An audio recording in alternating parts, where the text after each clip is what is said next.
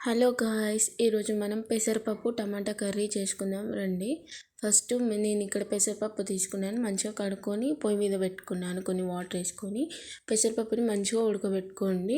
కుక్కర్లో కంటే ఇలా డైరెక్ట్గా ఉడకబెట్టుకోవడమే బెటర్. కుక్కర్లో వేసామంటే చాలా మెత్తగా అయిపోతుంది.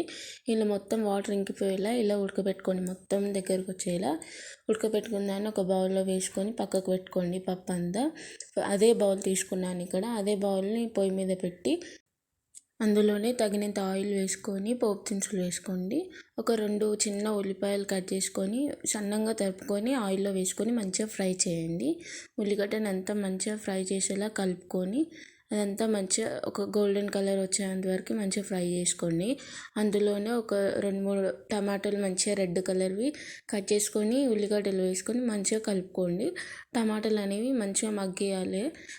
మూత పెట్టుకొని ఒక 5 minutes మంచిగా ఉడకనివ్వండి టమాటాలు అంతా మంచిగా ఉడికాక అందులోనే కొంచెం పసుపు, అల్లం వెల్లుల్లి పేస్ట్ వేసుకొని మంచిగా మిక్స్ చేసుకోండి. అదంతా మంచిగా కలుపుకొని ఒక 1 minute అట్లా మంచిగా ఉడకనివ్వండి. అందులోనే కొంచెం కరివేపాకు వేసుకొని మంచిగా కలుపుకోండి.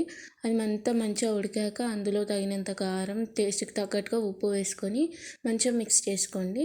కారం ఉప్పు అనేది మంచిగా కలిసేలా కలుపుకున్న తర్వాత అందులో మనం ముందుగా ఉడకబెట్టుకున్న పెసరపప్పుని వేసుకొని మంచిగా మిక్స్ చేసుకోండి. అందులోనే తగినంత వాటర్ యాడ్ చేసుకోండి. పప్పు అనేది మంచిగా గ్రేవీ కన్సిస్టెన్సీలో ఉంటేనే బాగుంటుంది కదా. మంచిగా మిక్స్ చేసుకొని ఒక 5 to 6 minutes మంచిగా ఉడకనివ్వండి మూత పెట్టి.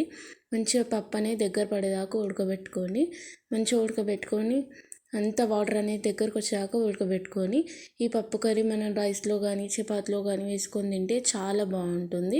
మీరు కూడా తప్పకుండా ట్రై చేయండి. పెసరపప్పు టమాటా కర్రీ ఎలా వచ్చిందో నాకు కమెంట్ చేసి